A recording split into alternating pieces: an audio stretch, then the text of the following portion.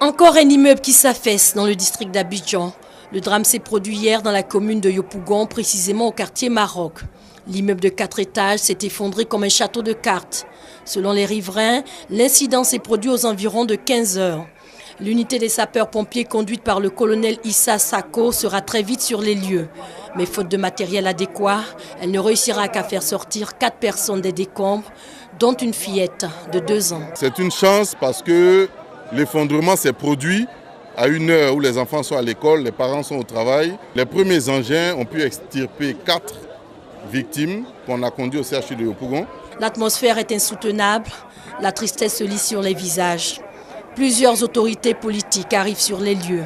Le premier magistrat de la commune, la ministre de la Solidarité, de la Famille, de la Femme et de l'Enfant et la ministre de la Santé. C'est un événement triste. Donc c'est plutôt la désolation.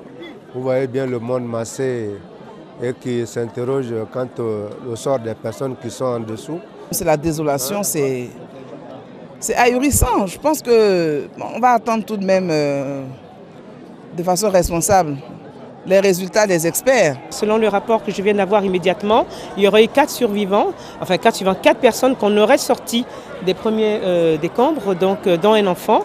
Mais j'ose espérer qu'il n'y a plus personne en dessous, c'est vraiment le souhait.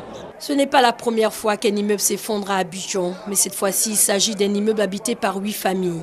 Le ministre de la Construction annonce de grandes mesures. C'est pratiquement le 5e immeuble donc, qui s'écroule dans ces mêmes conditions-là. Les premiers incidents et accidents nous ont amené déjà à décider de proposer la prise d'un décret pour en tout cas obliger tous les constructeurs à s'adresser à un bureau d'études. Il faut respecter les directives du ministère de la Construction. Les dégâts matériels sont énormes, aucune perte en vie humaine enregistrée selon les sapeurs-pompiers.